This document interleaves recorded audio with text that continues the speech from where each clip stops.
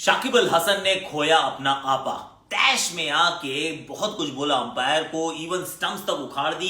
BCB ने उनको 4 match की सस्पेंशन भी थमा दी। पर एक और बात सामने आई है, एक्चुअली दो बातें। एक तो ये कि क्या रेड कार्ड दिखाने का समय आ चुका है, जो खिलाड़ी हैं उनको एविक्ट करने का समय आ चुका है। और दूसरा, what exactly is going wrong in the Dhaka premier league. कंपायरिंग क्या काफी ज्यादा खराब हो रही है, इस पे डालेंगे आज नजर। और ओपन माइक में सवाल रहेगा कि किस टीम के ओपनर्स बेहतर हैं, इंडिया के ओपनर्स या फिर न्यूजीलैंड के ओपनर्स वर्ल्ड टेस्ट चैंपियनशिप के फाइनल के मद्देनजर। और आज का ट्रिविया यह है कि भारतीय दृष्टिकोण से सबसे बेहतरीन टेस्ट बॉलिंग परफॉर्मेंस किस गेंदबाज के पास आई है आज तक in the history of India New Zealand test matches. Hashtag Akashvani. आज थोड़ा सा वो बांग्लादेश का रुख करना पड़ रहा है। क्यों? क्योंकि कल ये जो विजुअल्स आए, ये विजुअल्स आपने देखे हैं, मैं आपको फिर दोबारा दिखा देता हूँ। इसमें बहुत कुछ तू मैं हुई है। इसमें अंपायर ने आउट करार नहीं दिया, उसमें गुस्से में आए, काफी कुछ बोला। और उसके बाद तो इनफैक्ट वो स्टंप्स तक उखाड़ दिए। ऐसा प्रतीत हुआ कि इसमें और कुछ ज्यादा ही कुछ काम खराब ना हो जाए, क्योंकि इतना गुस्से में नजर आ रहे थे शाकिब अल हसन। और उन्होंने अपोलोजाइज भी किया। उन्होंने कहा देखिए मेरे से गलती हो गई, मुझे ऐसा नहीं करना चाहिए था। अब अनफॉर्चुनेटली शाकिब अल हसन ये पहली बार कंट्रोवर्सी में नहीं फंसे हैं। अगर आप देखें, कुछ समय पहले तक तो बैन थे, 1 साल का बैन इनको थमाया गया था। वो थमाया इसलिए था क्योंकि बुकी ने अप्रोच किया था, उसको उन्होंने रिपोर्ट नहीं किया था। कुछ उनके व्हाट्सएप मैसेजेस थे, उनको डिलीट पाया गया था, और उसके चलते कुल मिला के उनको बैन कर दिया गया था क्रिकेट से। अब ये वापसी तो कर चुके हैं, खेलना शुरू कर चुके हैं, पर यहाँ गुस्से में आए और इसके चलते एक सस्पेंशन और थमा दिया गया है।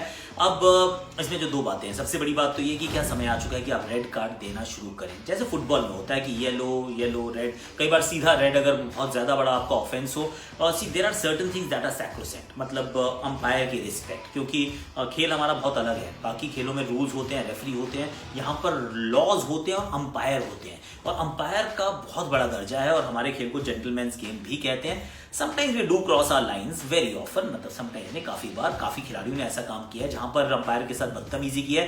But then this was perhaps the worst. मतलब इतना ज्यादा हमने वो कैमरे पे नहीं देखा है। ऑफ कोर्स ये वाला मैच भी ऐसा नहीं कि ये इंटरनेशनल मैच था, पर ढाका प्रीमियर लीग का मैच तो था भाई। अब यहाँ पर ये हुआ है, उसके लिए उन्होंने अपोलोजाइज किया है। तो अब ये बात तो तय है कि ये येलो कार्ड रेड कार्ड का समय आ चुका है। अगर तो आप अंपायर से बदतमीजी करते हैं, आप एक्सेसिव अपील करते हैं, आप जाके उनका गर्दन पकड़ लें या फिर मतलब फिजिकल हो जाएं, अगर आप इनमें से कोई भी काम करते हैं, तो I think there is a provision, there should be a provision कि पहले आप येलो कार्ड दिखाइए, आप उनको वार्न कीजिए, चेतावनी दीजिए। अगर वो नहीं सुन रहे तो फिर आदेश दीजिए, ये आपका रेड कार्ड, बाहर जाइए, आप 10 से खेलो।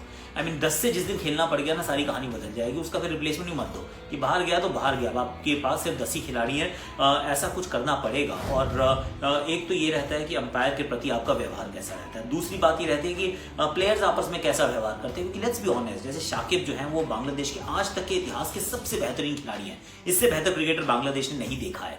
तो अगर ऐसा करते हैं, तो फिर एक रोल मॉडल का जो रोल अदा करना है हम सबको, पब्लिक फिगर्स को, इंटरनेशनल क्रिकेटर्स को, तो वो अदा नहीं कर रहे। तो आने वाली जनरेशन है वो भी यही सीखेगी, ठीक है यार, स्टंप को पैर मार दो, स्टंप किसी को कुछ भी बोल दो, इट्स ऑल एक्सेप्टेबल। और ये अकेले नहीं है जो इसमें पाए गए हैं, जो गिल्टी पाए गए हैं। मेरे को याद है धोनी गए थे मैदान पर, बैटिंग टीम के कप्तान का मैदान पर जाने का क्या काम, बहस करने गए थे वो अंपायर के साथ। कोहली को भी देखा हमने, बाकी बहुत जगह देखा है जहां पर जो खिलाड़ी हैं वो अपना आपा खो देते हैं। तो यहाँ पर येलो कार्ड रेड कार्ड वो सिस्टम आना चाहिए। प्लेयर्स के साथ बिहेवियर कैसा है, that is also equally important. जैसे वो मिचेल स्टार्क और कायरन पोलार्ड मुझे याद आता है, जावेद मियांदाद और डेनिस लिली मुझे याद आते हैं, लेट रमन लांबा, राशिद पटेल मुझे याद आते हैं।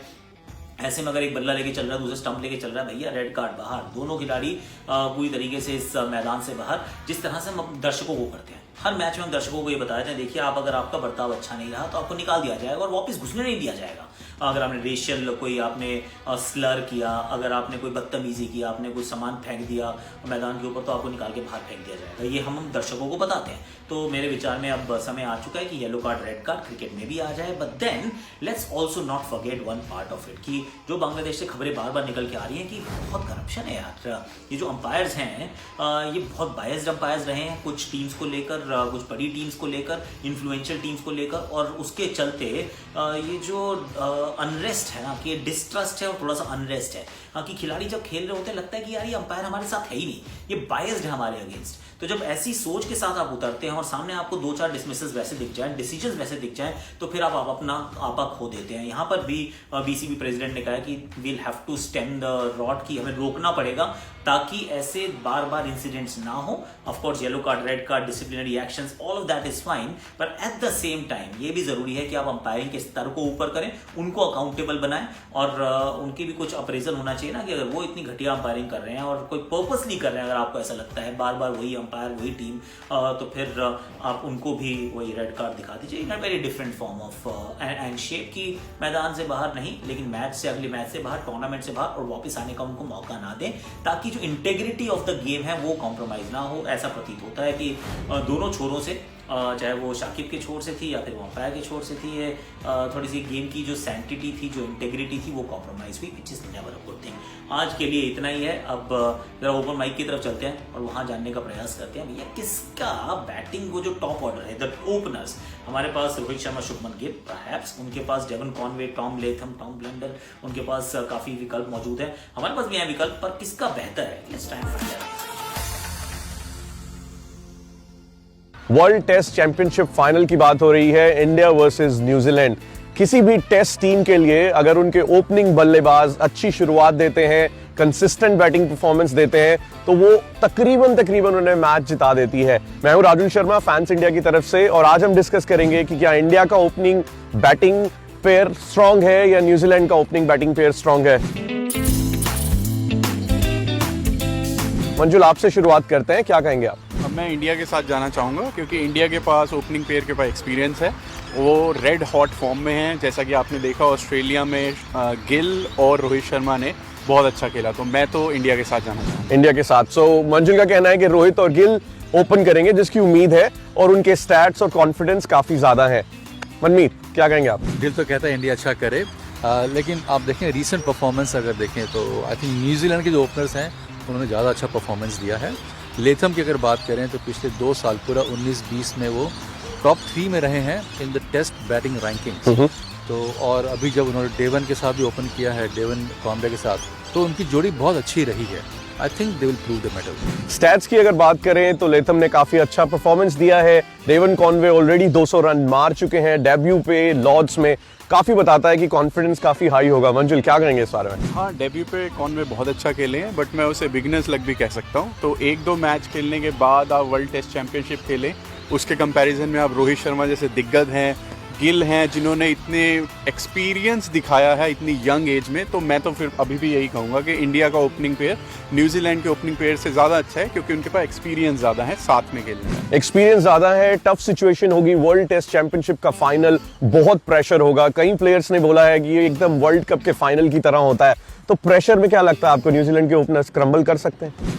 देखो, प्रेशर में कोई भी क्रम्बल कर सकता है, वही प्रेशर का काम ही वही है, क्रम्बल कराना। बट अगर आप और एक चीज़ कंपेयर करें कि न्यूजीलैंड के दोनों ओपनर्स जो हैं लेफ्ट हैंडर्स हैं, तो ये कहीं ना कहीं उनको एडवांटेज ज़रूर देगा कि जो इन स्विंगिंग गेम आती है वहाँ पर वो उनकी अच्छी रहेगी खेलने के लिए। तो आपको लगता है कि लेफ्ट हैंडर हैं दोनों बैट्समैन, अच्छा परफॉर्मेंस देंगे, तो न्यूजीलैंड की तरफ मनमीत को लगता है एज है, मंजुल को लगता है कि इंडियन ओपनर्स काफी अच्छा करेंगे। मुझे लगता है पर्सनली कि इंडियन ओपनर्स ज्यादा एक्सपीरियंस्ड हैं, वो अपने आप को कूल और काम कंपोज रख पाएंगे और इंडिया को जो चाहिए उनसे तगड़ा स्कोर वो दे पाएंगे। अब ट्रिविया की आ जाती है बारी वैसे, लेकिन किसका बैटिंग, मुझे तो लग रहा है वैसे डेवन कॉनवे ने दोहरा शतक जड़ा, दूसरे मैच में भी रन बनाए, टॉम लेथम भी बहुत रन बनाते हैं। थोड़ा सा पलड़ा जो है वो न्यूजीलैंड के पक्ष में झुका हुआ है बतौर ओपनर्स, ऐसा मुझे लगता है। That's what I feel, but then we'll see, आगे चलते हैं क्या होता है। जो मैंने ट्रिविया पूछा था वो ये था कि भारत की एक किसी भी भारतीय का सबसे बेहतरीन test bowling performance against New Zealand किसका रहा है, कौन है वो? नाम है जी रविचंद्रन अश्विन। 13 विकेट्स इन्होंने चटकाए थे 140 रन देकर। इंदौर में ये मैच था, इंडिया 231 रन से जीत गया था। I think it was the same game जहां अजिंक्य रहाणे ने रन बनाए थे सेकंड इनिंग्स में, चेतेश्वर पुजारा ने बहुत तेजी से शतक जड़ा था। वो मेरे को टेस्ट मैच याद आता है, इंदौर की पिच थी, पिच अच्छी थी, पर भारत ने अच्छी खासी जल्दी मैच समाप्त कर दिया था। एक ही सेशन में पूरी की पूरी न्यूजीलैंड की टीम आउट हो गई थी। I think that was the 4th day का last session, that's what I remember. But then 13 wickets for 140 runs in the entire game, best bowling figures by an Indian bowler against New Zealand, मतलब all time test matches की हम बात कर रहे हैं। आज के लिए इतना ही है, कल फिर आएंगे, कल कुछ और गुफ्तगू करेंगे। लाइक कीजिए, शेयर कीजिए, इस शो को अपने प्रोफाइल पे पिन कर लीजिए और दोस्तों को बताना ना भूलें कि भाई आकाशवाणी पे तैयारी हो रही है, वर्ल्ड टेस्ट चैंपियनशिप की भी हम तैयारी कर रहे हैं और बाकी जो खेल जगत की खबरें उस पर भी हमने बड़ी ध्यान से नजर रखी हुई है। जाते जाते आपके शॉट्स मेरी आकाशवाणी। रनअप देखिए, ओ लेफ्ट आर्मर, अच्छी जंप, बढ़िया स्ट्राइड, ब्रिलियंट। हुनर है, होनहार है। कहते हैं पूत के पांव पालने में दिख जाते हैं। ये नन्ना वसीम अकरम देखिए, ओ हो।